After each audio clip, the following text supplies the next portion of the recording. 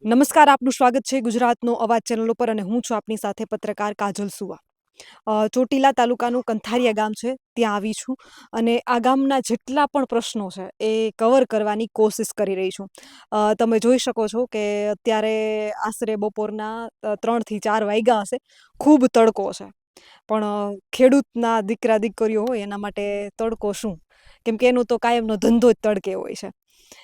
મારી સાથે કંથારિયા ગામના કેટલાક ભાઈઓ બધા ઉપસ્થિત છે અને આ ગામના જેટલા પ્રશ્નો છે એમાંથી એક પ્રશ્ન છે તળાવને લઈને, કે અહીંયા તળાવમાં પણ મસ્ત મોટો ભ્રષ્ટાચાર થયો છે. એ મને બતાવવા માટે લાઈવ લઈ આવ્યા છે કે બેન તમે જો આ તળાવની હાલત જો.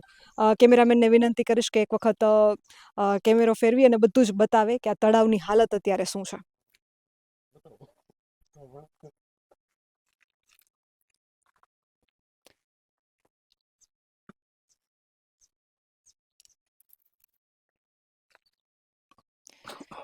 કોણ હશે બોલો. તળાવમાં શું તમે કીધું કે ભ્રષ્ટાચાર થયો છે, તો શું થયું છે? તળાવમાં બેન અમારે એવું કહેવાનું કે ચોટીલા તાલુકાનું ગામ કંથારિયા પંચાયત ગ્રામ પંચાયતમાં આવેલું છે. ત્યાંનું ગામનું તળાવ કંથારિયાનું ગામનું તળાવ બંબુવાઈમાં તળાવમાં ભ્રષ્ટાચાર છે પૂરેપૂરો. આ તમે કામ કરેલું જુઓ, આમાં પારું નાખી અને આ ખાડા ખોદેલા, આમાંથી 30-40 ડમ્પર નાખેલા છે.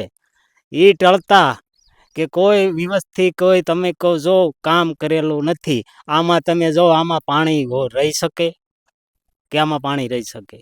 તો આ તળાવ ઉકેરવાનું હતું, પૂર્ણ કામ કરવાનું હતું. આ કામ પૂર્ણ કર્યું છે કે ભ્રષ્ટાચાર કર્યો છે? તો આ અધિકારીને મારે કહેવાની વિનંતી કે તમે આના આગળ પગલાં લ્યો કે ભાઈ આ શું ભ્રષ્ટાચાર થાય છે, કે આ બરોબર નિયમ મુજબ કામ કરેલું છે, કે આ ખાલી બતાવવાનું જ છે કે થઈ ગયું કામ? એ ટળતા અમારે આ ખાડા રોડ રસ્તાના તમે જો જ્યાં આવે ના ઠાર પાણી ભરાય છે. બરોબર, અમારે અહીંથી કંથારીએથી બાડલા જવું હોય તો આમાં તમે કેમ સમાહે કોઈ વાહન આવી શકતું નથી. એ ટળતા કોઈ ગામના નાના મોટા કોઈ પ્રશ્ન હોય, કોઈ મકાનનું ના હોય, કોઈ તમે કેમ આપણે કોઈ શમશાનનું હોય, કોઈ અવેડાનું પાણીના પ્રશ્ન હોય, અમારા ગામમાં મરણ થયું હોય તો અમે ખુદ ટાંકો ભરી અને ખુદ અવેડામાં પાણી અમારા ગાંઠના પૈસે પાણી નાખવી છે. અને ના અમારે આ જનતા સ્નાન કરે છે. બરોબર બેન? વિકાસની અહીંયા હું ખાસ એક વાત એ દોરવા માંગુ છું કે વિકાસની જે વાતો કરો છો, તમને શરમ આવવી જોઈએ. તમને શરમ આવવી જોઈએ કે કોઈ માણસનું મૃત્યુ થયું હોય, મરેલા પાછળ નાવાનું પાણી એ નથી. હવે આનાથી મોટો શું વિકાસના તમે ખોટા દાવા કરો છો? આનાથી મોટી શું વાત કરવી તમારી? તમને શરમ આવવી જોઈએ કે માણસ મરેલું હોય તો એની પાછળ નાવાનું પાણી એ નથી. આ તમારો વિકાસ.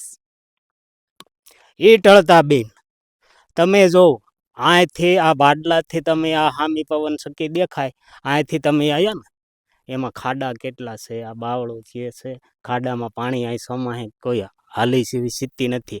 કોઈ ગર્ભવતી બાય હોય આપણે તો એ તમે કેમ આ વચમાં રોકાઈ જાય. બરોબર, અહીં કોઈ એ તમે કેમ વાહન વ્યવહારની કોઈ સુવિધા જ નહીં. બરોબર, અહીંથી તમારે જવું હોય બાડલા તો તમે કેમ આમ આણંદપુર ફરીને જવું પડે. બરોબર, અને કામ તમે કેમ વેળાવળ થઈ અને જવું પડે. અમારે આ સિટી તમે કેમ કોઈ વસ્તુ રોડ ગટર આ બધી ખરાબી વસ્તુ છે.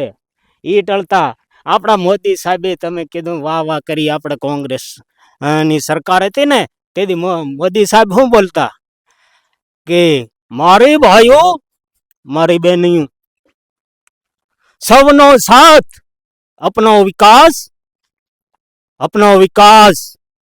કોંગ્રેસના શાસનમાં 500 રૂપિયાનો ગેસનો બાટલો મેં મુફત આપો. 6 રૂપિયાનો પારનો ગેસનો બાટલો મોદી સરકારે આપ્યો. બરોબર, અત્યારે મોદી સાહેબને આપણે કહીએ કે ભાઈ એ બરોબર, કોંગ્રેસના શાસનમાં 500 રૂપિયાનો ગેસનો બાટલો હતો. અત્યારે આ તમારી મોદી સરકારની અત્યારે સરકાર મોદી સરકારની જ છે ને, અત્યારે આ ભાજપા સરકાર છે. બરોબર, તો કોંગ્રેસ તો 500 રૂપિયાનો ગેસનો બાટલો આપતી ને જનતાને, અને અત્યારે આ મોદી સાહેબને તમે જરીક તો કહો કે ભાઈ જનતાને તમે આપ્યું શું આપ્યું? કોંગ્રેસના શાસનમાં 500 રૂપિયાનો ગેસનો બાટલો હતો, અત્યારે તમે કેમ 1200 ને પાર ગેસનો બાટલો પહોંચ્યો, અને ઈ ટળતાય મળતો નથી. મળે છે બેન? કયો કે મળે છે? ઈ ટળતા ડીઝલના પેટ્રોલના ભાવ ક્યાં છે? ખેડૂતને ડીઝલ જોતું હોય તો મળે ને, લાઈનમાં ઊભું રહેવું પડે. હમણાં કોઈક વેપારી લાઈનનો માણસ જાય છે, ટ્રેક ઊભું રાખશે, ઘબ ભરી દેશે. કા આ ખેડૂત એ શું ગુનો કર્યો? ના, તો આ ખેડૂત ડબલા લઈને જાય તો કે ડબલા નથી ભરવાના. અહીંથી બિચારાને જવું હોય, વાહન લઈને ટ્રેક્ટર લઈને જવું હોય, ડીઝલ તો એમાં હોવું જોઈએ ને બેન. લીટર ડીઝલના પૈસા ખેડૂત પાસે ન હોય. ઈ ટળતા તમે કયો આ અનાજના ભાવ જો, કપાસના ભાવ જો, મગફળીના જો, કોઈ અનાજની ચીજનું ખેડૂતને કઈ ભાવ ખરો? અહીં સ્થાનિક સુરેન્દ્રનગરના કેટલાય પ્રશ્નો છે અત્યારે.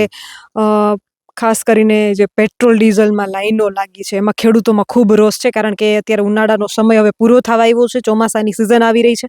ખેડૂતોને ખેડાણ કરવા માટે પેટ્રોલ ડીઝલની ટ્રેક્ટરમાં જરૂર છે, પણ લાંબી લાઈનોમાં ઊભું પડે છે. શું સ્થિતિ શું છે અત્યારે?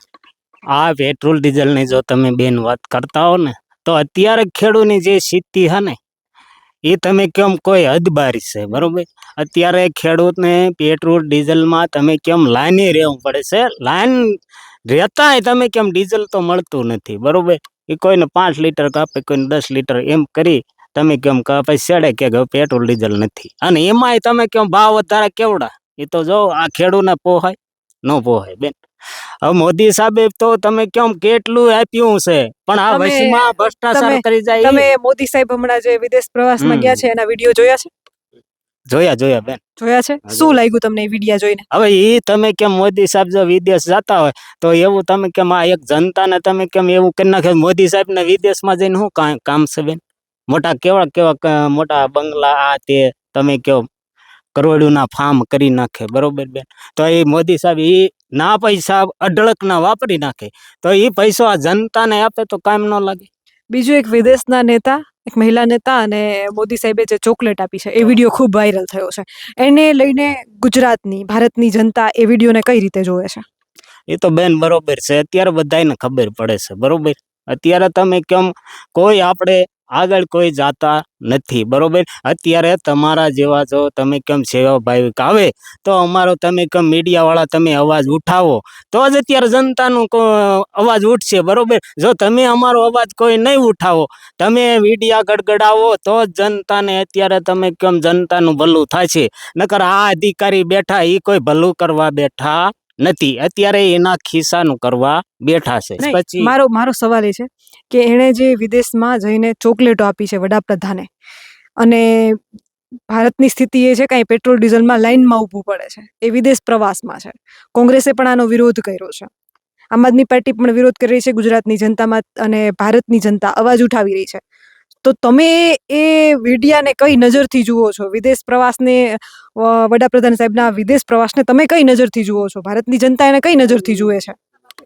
એ બરોબર છે બેન. હવે તમે કેમ મારે આગળ કાંઈ કહેવું નથી, મારે આ 2 પ્રશ્ન છે તળાવના. અમારા ગામમાં કંથારિયા ગામમાં તળાવ આવેલું છે, બંબુભાઈનું તળાવ. હવે એમાં તમે કેમ આ પૂરેપૂરો ભ્રષ્ટાચાર થયેલો છે, બરોબર? આમાં આ ગ્રેટમાં પૈસા તળાવના ખવાઈ ગયેલા છે. હવે મારે બીજું કાંઈ જાજુ કહેવાનું આવતું નથી. આનું તમે કેમ અધિકારીને તમે કેમ આની પાછળ તમે કેમ જવાબ લેવો પડે, અને પાછળ તમે કેમ ગમે એ કામ કરતા મીડિયા છે થકુથી અમે તમને કહેવા માગીએ છીએ કે ભાઈ અમારા ગામનો તળાવનો પૈસો ખવાઈ ગયો, બરોબર? હવે એ પૈસાનું શું થયું શું નહીં, આમાં તમે કેમ 5, 10 દી 15 દી આ તમે કેમ ડમ્ફર પડ્યા રહ્યા, આ કોઈ કામ કોઈ કાજ થતું નહોતું. એક કે આ પડ્યા રે અને આ ગ્રેટ મજૂર થઈ ગઈ, બરોબર? આ પારું ઓલ કરી કાંઈક 40-50 ડમ્ફર નાખ્યા છે, નહીં નાખ્યા એવું નહીં, પણ આનું શું પૂર્ણ કામ નથી. જોયું ને બેન તમે? અત્યારે એમાં શું છે? કાંઈ છે? ઝાડવા ઊભા છે. આ તળાવ તમે કેમ ઉકેરવાનું હતું, સાફ કરવાનું હતું, અને એ સ્થિતિ નર્મદાનું પાણી નાખવાનું હતું. આ 3જું વર્ષ થયું, આમાં કોઈ કામકાજ થયું નથી. આ ખેડૂને આ પાણી ભર્યું હોય તો ખેડૂને 5 છોડવાય, તમે કેમ તળમાં ભર્યું હોય તો આ તળમાં ઉતરે તો ખરું ને. લ્યો મારું કહેવાનું એ જ. સુરેન્દ્રનગરમાં ખાસ કરીને ગામડાઓમાં જે સ્થિતિ છે તળાવનો પ્રશ્નને લઈને કે તળાવ ઉકેરવાનું હતું, તેમાંથી 40-50 ટ્રેક્ટરની ટોલી જેટલા ફેરા કાઢી લેવામાં આવ્યા છે, પરંતુ તળાવનું સફાઈનું કામ પૂર્ણ કરવામાં આવ્યું નથી. ગ્રાન્ટો પાસ થઈ ગઈ, પણ એ ભ્રષ્ટાચારી એ રકમો ખબર નહીં કોના પેટમાં ને કોના ઘર સુધી ગઈ હોય, પરંતુ જનતાના ઘર સુધી તો નથી પહોંચી, એ તળાવ સુધી તો નથી પહોંચી. સ્થાનિક લોકો અહીં અનેક પ્રશ્નો મને જણાવી રહ્યા છે. તળાવે ઊભી છું એ તળાવ હું પણ જોઈ રહી છું કે તળાવનું કામ, એમાં બાવરડા જેવી જાડી ઝાખરીઓ ઊભી છે અને પાણી ચોમાસામાં અહીં ભરાઈ જતું હોય અને પાણી પહેલાં જો પાર બાંધવામાં ન આવતી હોય તો ચોક્કસથી ભ્રષ્ટાચાર તો છે, અને નાનો મોટો નહીં, મસ્ત મોટો ભ્રષ્ટાચાર છે. આપ જોતા રહો ગુજરાતનો અવાજ.